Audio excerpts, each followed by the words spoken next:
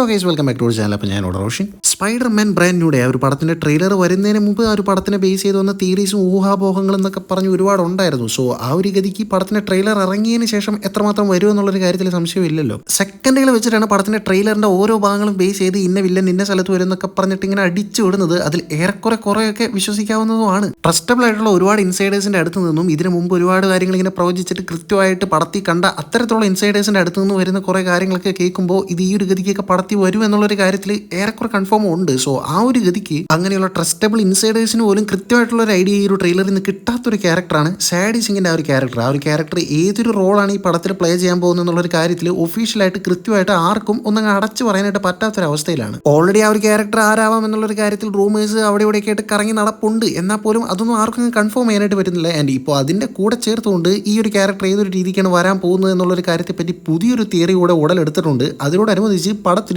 പുതിയൊരു വില്ലനും കൂടെ കാണും. സോ ഈ ഒരു സാഡി സിംഗിന്റെ ക്യാരക്ടറിനെ പറ്റിയിട്ടുള്ള തിയറികളിൽ പുതിയത് എന്താണെന്നുള്ള ഒരു കാര്യത്തെ പറ്റിയിട്ടും ആ ഒരു ക്യാരക്ടർ എങ്ങനെയാണ് ഈ ഒരു ബ്രാൻഡ് ന്യൂ ഡേയിലെ പുതിയൊരു വില്ലന്റെ ഉടലെടുപ്പിന് കാരണമാവുന്നത് എന്നുള്ള കാര്യങ്ങളെ പറ്റിയൊക്കെ തന്നെയായിരിക്കും ഇന്നത്തെ ഈ ഒരു വീഡിയോയിൽ നമ്മൾ പ്രധാനമായിട്ട് നോക്കാൻ പോകുന്നത്. അപ്പോൾ without waiting much let's talk about it. First and foremost ആളുകളെല്ലാം ഒരേ സ്ഥലത്തിൽ പറയുന്ന ആ ഒരു ക്യാരക്ടർ എന്ന് പറയുന്നത് സാഡി സിംഗ് ഇതിൽ ജീൻ ഗ്രേ ആയിട്ടാണ് വരാൻ പോകുന്നത് എന്നുള്ളൊരു കാര്യത്തെയാണ്. ഇതിനെ സാധൂകരിക്കുന്ന വണ്ണം ട്രെയിലറിൽ തന്നെ ഒരുപാട് സീക്വൻസുകളിൽ നമുക്ക് കാണാനായിട്ട് പറ്റും. ട്രെയിലറിൽ തന്നെ സാഡി സിംഗ് ആണെന്ന് കരുതപ്പെടുന്ന ആ ഒരു ക്യാരക്ടർ പല സ്ഥലങ്ങളിലും ഒരു ഗ്രീൻ കളർ ഡ്രസ്സ് ഇട്ടേക്കുന്നതായിട്ട് കാണാം. പിന്നെ സാഡി സിംഗിന് ഓൾറെഡി ഒരു റെഡ് ഹെയർ ആണ് ഉള്ളത്. സോ അതൊക്കെ വെച്ച് നോക്കുമ്പോൾ ജീൻ ഗ്രേ എന്നുള്ള ഒരു ക്യാരക്ടറായിട്ട് ഈ ഒരു ആക്ടർ കൃത്യമായിട്ട് സെറ്റ് ആവുന്നുണ്ട്. മാത്രമല്ല ട്രെയിലറിൽ തന്നെ ടെലിപ്പതിക്കൽ പവേഴ്സ് യൂസ് ചെയ്യുന്ന രീതിയിലുള്ള സീക്വൻസും പോകുന്നുണ്ട്. പിന്നെ സീക്രട്ട് വാർഡ്സ് എന്ന് പറഞ്ഞിട്ടുള്ള ഒരു പടത്തിൽ ഈ ഒരു സാഡി സിംഗ് എന്നുള്ള ഒരു ആക്ടറാണ് നേരിട്ട് ഇപ്പോൾ കൺഫേം ആയിട്ട് പറയാനായിട്ട് പറ്റുന്നത്. സീക്രട്ട് വാർഡ്സിന് ശേഷം തുടങ്ങാൻ പോകുന്നത് എന്താണ്? മ്യൂട്ടൻസ് സാഗയാണ്. മ്യൂട്ടൻസ് സാഗ എന്ന് പറയുമ്പോൾ അതിൽ ജീൻ ഗ്രേ എന്തായാലും ഉണ്ടാവും. ഈ ഒരു സാഡി സിംഗിന്റെ ക്യാരക്ടർ എന്തായാലും ഒരു ക്രൂഷ്യൽ റോളാണ് ഇനി വരാൻ പോകുന്ന മാർവൽ യൂണിവേഴ്സിൽ പ്ലേ ചെയ്യാൻ പോകുന്നത് എന്നുള്ള റൂമേഴ്സും പരിപാടികളൊക്കെ ഓൾറേഡി വന്നിട്ടുണ്ട്. സോ ആ ഒരു ഗതിക്ക് കൂട്ടി വായിക്കുമ്പോൾ ജീൻ ഗ്രേ ഈസ് ആക്സെപ്റ്റബിൾ. പക്ഷേ എല്ലാം കൊണ്ട് സെറ്റായി വരുമ്പോഴും ഓടായിട്ട് നിൽക്കുന്ന ഒരേ ഒരു കാര്യം എന്ന് പറഞ്ഞു കഴിഞ്ഞാൽ അത്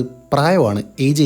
ഈ ഒരു ക്യാരക്ടർ സ്പൈഡർമാൻ ബ്രാൻഡ് ന്യൂ ഡേയിൽ വരുമ്പോൾ നമ്മുടെ സ്പൈഡർമാൻ്റെ സെയിം ഏജിൽ തന്നെ ആയിരിക്കും വരാൻ പോകുന്നത് എന്നുള്ളൊരു കാര്യത്തിലാണ് ഏറെക്കുറെ റൂമേഴ്സും പരിപാടികളും വരുന്നത്. സോ ആ ഒരു ഗതിക്ക് നോക്കുമ്പോൾ ജീൻ ഗ്രേ എന്ന് പറഞ്ഞൊരു ക്യാരക്ടർ ഭയങ്കര അങ്ങ് ചെറുപ്പമായി പോകും. പീറ്റർ പാർക്കർ തന്നെ ഇപ്പോൾ പുള്ളിയുടെ ഹയർ സ്റ്റഡീസ് ഒക്കെ കഴിഞ്ഞ് നിൽക്കുന്ന ഒരു സമയമാണ്. ഓൾറെഡി നോവേ ഹോമിന് ശേഷം 4 വർഷം കഴിഞ്ഞ് നടക്കുന്ന സമയമാകുമ്പോൾ പുള്ളി ഒരു 20-24 ആ ഒരു ഏജ് ഗ്യാപ്പിലായിരിക്കാം. സോ ജീൻ ഗ്രേ ആ ഒരു ഏജ് ഗ്യാപ്പിൽ വരുന്നത് അത്ര ആക്സെപ്റ്റബിൾ അല്ല. ഓൾറെഡി ഡൂംസ് ഡേനെ ബേസ് ചെയ്തിട്ടുള്ള ഒരു പ്രൊമോ ടീസറിൽ നമ്മൾ സൈക്ലോപ്സിനൊക്കെ കണ്ടിട്ടുണ്ടാവും. സോ സൈക്ലോപ്സ് ഒക്കെ ആ ഒരു ഏജിൽ നിൽക്കുന്ന സമയത്ത് ഇവിടെ സാഡി സിംഗ് ആയിട്ട് ജീൻ ഗ്രേ വരുന്നത് അറിയത്തില്ല. സോ അതാണ് ഒരു പ്രശ്നമായിട്ട് നിൽക്കുന്നത്. ഈ ഒരു പ്രശ്നം സാമാന്യം വലിയൊരു പ്രശ്നമായിട്ടൊരു സൈഡിൽ ഉണ്ടെങ്കിൽ പോലും ഞാൻ നേരത്തെ പറഞ്ഞ ഒരു ട്രസ്റ്റബിൾ ഇൻസൈഡേഴ്സ് ഉണ്ടല്ലോ, എല്ലാവരും ഒരേ സ്വരത്തിൽ പറയുന്നത് സാഡി സിംഗ് ജീൻ ഗ്രേ ആണ് എന്നുള്ളൊരു കാര്യം തന്നെയാണ്. സോ എത്രമാത്രം അത് കൺവീനിയൻ്റ് ആയിട്ട് വരും എന്നുള്ള കാര്യം നോക്കാം. അവിടെ നിന്ന് ഇങ്ങനെ എല്ലാവരും പറയുന്ന സെക്കൻഡ് ഓപ്ഷൻ അല്ലെങ്കിൽ സെക്കൻഡ് ചാൻസ് എന്ന് പറയുന്നത് വേറെ ഒന്നുമല്ല, സാഡി സിംഗ് റേച്ചൽ സമ്മേഴ്സ് ആയിട്ട് വരും എന്നുള്ളൊരു കാര്യമാണ്. ഈ റേച്ചൽ സമ്മേഴ്സ് എന്ന് പറഞ്ഞാൽ വേറെ ആരുമല്ല, ജീൻ ഗ്രേയുടെയും സൈക്ലോപ്സിൻ്റെയും മോളാണ്. ഇവിടെ പ്രായം ഒരു പ്രശ്നമാവുന്നില്ല. കറക്റ്റ് സാഡി സിംഗിൻ്റെ ആ ഒരു ഏജ് ആയിട്ട് കൃത്യമായിട്ട് മാച്ച് ആവുന്നുണ്ട്. പിന്നെ റെഡ് ഹെയർ, ആ ഒരു ഗ്രീൻ ഡ്രസ്സ് എന്ന് പറഞ്ഞിട്ട് എല്ലാം കൊണ്ടും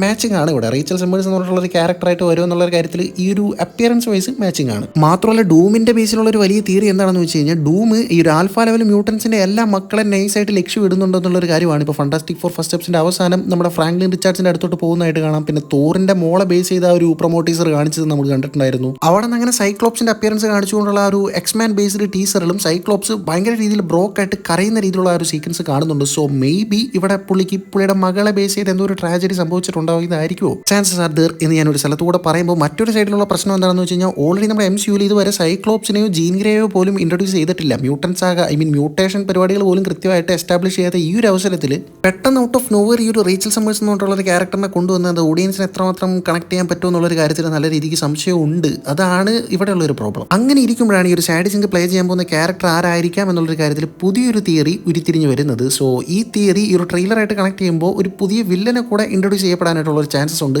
എന്താണെന്ന് നോക്കാം. എഡ്രിയാന AKA സ്പൈഡർ ക്യൂൻ എന്ന് പറഞ്ഞിട്ടുള്ള ഒരു ക്യാരക്ടറായിട്ടാണ് നമ്മുടെ സാഡി സിംഗ് ഇതിൽ വരാൻ പോകുന്നത് എന്നുള്ളതാണ് ഇപ്പോഴത്തെ ലേറ്റസ്റ്റ് തിയറി. ഈ ഒരു ക്യാരക്ടറിന്റെ കോമിക്സിലെ ലുക്കും പരിപാടികളൊക്കെ എടുത്ത് നോക്കി കഴിഞ്ഞാൽ അതൊരു തരത്തിൽ നമ്മുടെ സാഡി സിംഗ് എന്ന് പറഞ്ഞിട്ടുള്ള ഒരു ആക്ട്രസ് ആയിട്ട് മാച്ച് ആവുന്നില്ല. ബ്ലോണ്ട് ഹെയർ അല്ല, പിന്നെ ഡ്രസ്സ് ആണെങ്കിൽ വേറൊരു രീതിക്കാണെന്നുള്ള രീതിക്ക് ഒരു തരത്തിൽ മാച്ച് ആവുന്നില്ല. ബട്ട് ഇതിലെ ചാൻസസ് എങ്ങനെയാണ് വർദ്ധിക്കുന്നതെന്ന് വെച്ച് കഴിഞ്ഞാൽ വേൾഡ് വാർ സെക്കൻഡിന്റെ ടൈമിലാണ് ഈ ഒരു ക്യാരക്ടർ കോമിക്സിൽ ഇൻട്രൊഡ്യൂസ് ചെയ്യപ്പെടുന്നത്. സോ ഈ ഒരു ക്യാരക്ടറിന്റെ ചെറിയൊരു സ്റ്റോറി ഒന്ന് ബ്രീഫ് ചെയ്തിട്ട് നമുക്ക് കൂടുതൽ കാര്യങ്ങളിലേക്ക് വരാം. ഈ ഒരു ക്യാരക്ടർ ഒരു മ്യൂട്ടന്റ് ആണ്. വെറും മ്യൂട്ടന്റ് അല്ല, ഒരു ഹോമോ ഇൻസെക്ടസ് മ്യൂട്ടന്റ് എന്ന് പറയും. അതായത് ഒരു ഇൻസെക്ടിന്റെ DNA ആണ് ഈ ഒരു ക്യാരക്ടറിന്റെ ഉള്ളിൽ ഉള്ളത്.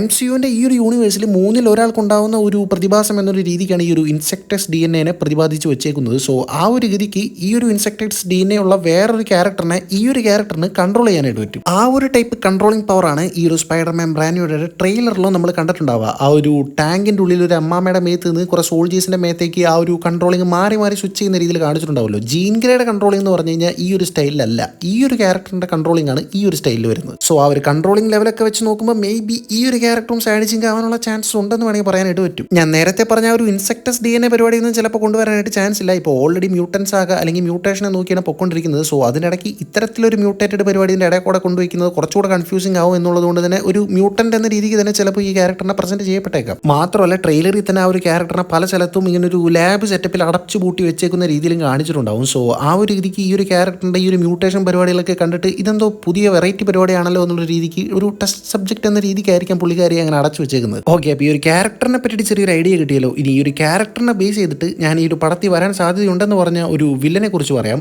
Green jackal. ട്രെയിലറിൽ തന്നെ ഈ ഒരു സ്പെസിഫിക് സീക്വൻസിൽ നിങ്ങൾ കൃത്യമായിട്ട് നോട്ട് ചെയ്ത് കഴിഞ്ഞാൽ ആ ഒരു ബിയർ ബോട്ടിലിന്റെ മുകളിൽ ഗ്രീൻ ജാക്കൽ എന്ന് എഴുതി വെച്ചിരിക്കുന്നതായിട്ട് കാണാം. സോ മേ ബി ഇത് ചിലപ്പോൾ ആ ഒരു വില്ലനെ ടീസ് ചെയ്യാൻ വേണ്ടിയിട്ട് മനഃപൂർവ്വം ട്രെയിലർ റീപ്ലേസ് ചെയ്തിരിക്കുന്ന ഒരു പരിപാടിയാണോ എന്നും സംശയമുണ്ട്. സോ ഇനി ഒരു വില്ലന്റെ കഥയിലേക്ക് വരാം. എംപയർ സ്റ്റേറ്റ് യൂണിവേഴ്സിറ്റിയിലെ ബയോ കെമിസ്ട്രി പ്രൊഫസർ ആയിട്ടുള്ള മൈൽസ് വാറൻ എന്ന് പറഞ്ഞിട്ടുള്ള ഒരു ക്യാരക്ടറാണ് ഈ ഒരു ഗ്രീൻ ജാക്കലായിട്ട് മാറുന്നത്. ഞാൻ നേരത്തെ പറഞ്ഞ ഈ ഒരു എംപയർ സ്റ്റേറ്റ് യൂണിവേഴ്സിറ്റിയും ഈ ഒരു ട്രെയിലറിൽ ചെറുതായിട്ട് അങ്ങ് തൊട്ടും തലോടെയും ടീസ് ചെയ്ത് വിടുന്നുണ്ട്. ബ്രൂസ് ബാനറിനെ കാണാനായിട്ട് പീറ്റർ പാർക്കർ വരുന്ന ആ ഒരു സീക്വൻസിലെ ആ ഒരു ടൈമിൽ നമ്മുടെ ബ്രൂസ് ബാനർ ക്ലാസ് എടുത്തുകൊണ്ടിരിക്കുന്നത് എംപയർ സ്റ്റേറ്റ് യൂണിവേഴ്സിറ്റിയിലെ പിള്ളേർക്കാണ്. ആൻഡ് ഇവിടെ ആ ഒരു പീറ്റർ പാർക്കറിന്റെ ആ ഒരു ടീഷർട്ട് ശ്രദ്ധിച്ചു കഴിഞ്ഞാൽ അതിൽ ESU എംപയർ സ്റ്റേറ്റ് യൂണിവേഴ്സിറ്റി എന്ന് എഴുതിയിരിക്കുന്നതായിട്ടും കാണാം. ഓക്കെ, ഇനി ആരാണ് ഈ ഗ്രീൻ ജാക്കൽ, ഇവൻ എന്തൊരു വേണോ എന്നുള്ളൊരു കാര്യത്തെ പറ്റി ചോദിക്കുവാണെങ്കിൽ മെയിൻ ആയിട്ട് ഇവന്റെ പരിപാടി എന്ന് വെച്ച് കഴിഞ്ഞാൽ സ്പൈഡർമാൻ്റെ DNA എടുത്തിട്ട് അതിന്റെ ക്ലോൺസ് ഉണ്ടാക്കുക എന്നുള്ളൊരു മെയിൻ പരിപാടിയാണ്. സോ കോമിക്സിൽ തന്നെ കെയിൻ പാർക്കർ പിന്നെ നമ്മുടെ ബെൻ റെയിലി എന്ന് പറഞ്ഞിട്ടുള്ള ക്യാരക്ടേഴ്സിനെ ഒക്കെ സൃഷ്ടിച്ചത് ഈ ഒരു ക്യാരക്ടറാണ്. ഓക്കെ, സ്പൈഡർമാൻ്റെ DNA കളക്ട് ചെയ്തിട്ട് സ്പൈഡർമാൻ്റെ ക്ലോൺസ് ഉണ്ടാക്കി സ്പൈഡർമാനെതിരെ തന്നെ പടച്ചു വിടുന്ന രീതിയിലുള്ള ഒരു പരിപാടിയാണ് ഈ ഒരു മച്ചാൻ ചെയ്തുകൊണ്ടിരിക്കുന്നത്. സോ ഈ ഒരു ക്യാരക്ടർ ഗ്രീൻ ജാക്കൽ എന്ന് പറഞ്ഞിട്ടുള്ള ഈ ഒരു ക്യാരക്ടർ ഞാൻ നേരത്തെ പറഞ്ഞ ഒരു സ്പൈഡർ ക്യൂൻ എന്ന് പറഞ്ഞിട്ടുള്ള ഒരു ക്യാരക്ടറായിട്ട് ക്രോസ് ഓവർ ചെയ്യുന്ന ഒരു പരിപാടി കോമിക്സിൽ ഒരു തവണ ഉണ്ടാവുന്നുണ്ട്. ഒരു ഘട്ടത്തിൽ ഈ ഒരു ഗ്രീൻ ജാക്കൽ എന്ന് പറഞ്ഞിട്ടുള്ള ക്യാരക്ടർ സ്പൈഡർമാൻ്റെ പല സൈസി ക്ലോൺസിനെ പടച്ചു വിട്ടു എന്നാൽ പോലും ഒരു പരിധിക്കപ്പുറം ആ ഒരു ക്യാരക്ടേഴ്സ് ഒന്നും തന്നെ സർവൈവ് ചെയ്യുന്നുണ്ടാവില്ല. അങ്ങനെ ഇരിക്കുമ്പോഴാണ് ഈ ഒരു സ്പൈഡർ ക്യൂവിന്റെ ക്യാരക്ടർ വന്നിട്ട് ഈ ഒരു ഗ്രീൻ ജാക്കലിന്റെ അടുത്ത് വേറൊരു വെറിത്തനമാണ് ഐഡിയ പറഞ്ഞു കൊടുക്കുന്നത്. വേറെ ഒന്നുമല്ല, ഈ ഒരു സ്പൈഡർമാൻ്റെ DNA ഒപ്പം വേറൊരു ഇൻസെക്ടസ് DNA കൂടെ മിക്സ് ചെയ്തിട്ട് പുതിയ പുതിയ ക്ലോൺസിനെ ഉണ്ടാക്കി നോക്കുക എന്നുള്ളൊരു കാര്യമാണ്. ഈ സ്പൈഡർ ക്യൂൻ ഈ ഒരു ഐഡിയ മുമ്പോട്ട് വയ്ക്കുന്ന വേറെ ഒന്നിനും വേണ്ടിയിട്ടല്ല, പുള്ളിക്കാരിക്ക് ഓൾറെഡി ഒരു മൈൻഡ് കൺട്രോളിംഗ് പവർ ഉണ്ടല്ലോ. സോ ഈ ഇൻസെക്ടസ് DNA വെച്ചിട്ട് ഒരുപാട് ക്ലോൺസ് ഉണ്ടാവുകയാണെങ്കിൽ അതിനൊക്കെ കൂടെ ഈ ഒരു സ്പൈഡർ ക്യൂൻ എന്ന് പറഞ്ഞിട്ടുള്ള ക്യാരക്ടറിന് കൺട്രോൾ ചെയ്യാൻ പറ്റും. പുള്ളിക്കാരിക്ക് പുള്ളിയുടെ ബേസിൽ തന്നെ ഒരു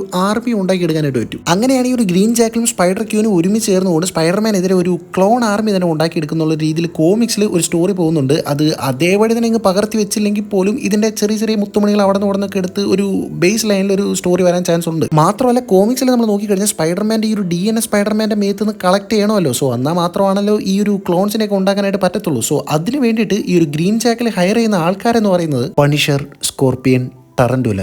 don't you see the irony?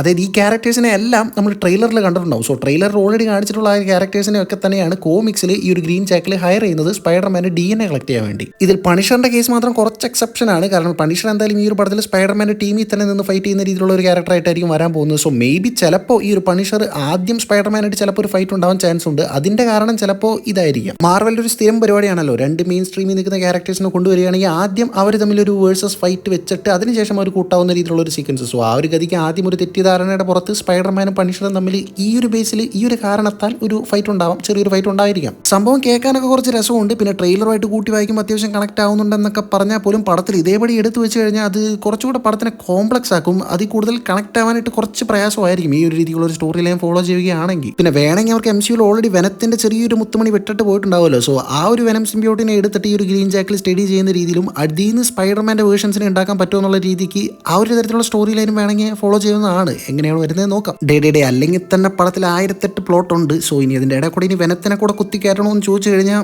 വേറെ വഴിയില്ല. കാരണം ഇനി സീക്രട്ട് വാർസ് പടമാണ് വരാൻ പോകുന്നത്. അതിലാണെങ്കിൽ സ്പൈഡർമാൻ എന്തായാലും ബ്ലാക്ക് സ്യൂട്ട് ധരിച്ച് വരേണ്ട ഒരു ആവശ്യകതയുണ്ട്. സോ അതിന് മുമ്പ് അതിനെ ചെറുതായിട്ട് ഈ പടത്തിൽ ടീസ് ചെയ്തേ പറ്റത്തുള്ളൂ. ഡൂംസ്ഡേ പടത്തിൽ സ്പൈഡർമാൻ ഉണ്ടാവും എന്നുള്ള ഒരു കാര്യത്തിൽ അത്ര കൃത്യമായിട്ടുള്ള ഒരു ഉത്തരം പറയാനില്ല. സോ അതുകൊണ്ട് സീക്രട്ട് വാർസിന് മുമ്പേ വരാനുള്ള സ്പൈഡർമാൻ്റെ ബേസിൽ വരുന്ന ഒരു ബിഗ്ഗി പ്രൊജക്ട് എന്ന് പറയുന്നത് ഈ ഒരു ബ്രാൻഡൂടെയാണ്. സോ അതിലെന്തായാലും വെനത്തിന് ചെറിയൊരു തോതില്ലെങ്കിൽ എവിടെയെങ്കിലും ടീസ് ചെയ്തേ പറ്റത്തുള്ളൂ. സോ ഈ ഒരു തിയറിയെ ബേസ് ചെയ്തിട്ട് പറയാനുള്ള കാര്യങ്ങൾ എന്തായാലും ഇതൊക്കെ തന്നെയാണ്. ഈ ഒരു തിയറി ഇതുപോലെ തന്നെ പടത്തിൽ വന്നു കഴിഞ്ഞാൽ നിങ്ങളിൽ എത്രമാത്രം സാറ്റിസ്ഫൈഡ് ആവും എന്നുള്ളൊരു കാര്യത്തെ പറ്റിയിട്ടും പടത്തിൻ്റെ മേലെ നിങ്ങളുടെ പ്രതീക്ഷകളെ പറ്റിയിട്ടും പടത്തിൽ വെനത്തിൻ്റെ ഒരു അപ്പിയറൻസ് ഏതൊരു രീതിക്ക് വരും എന്നുള്ളൊരു കാര്യത്തെ പറ്റിയിട്ടുള്ള നിങ്ങളുടെ ചിന്താഗതികളും പരിപാടികളും എല്ലാം കൂടെ ഒന്ന് പറഞ്ഞു ഞാൻ ശരിക്കും മറ്റൊരു വീഡിയോയിലൂടെ നമുക്ക് എന്തായാലും വീണ്ടും കാണാം.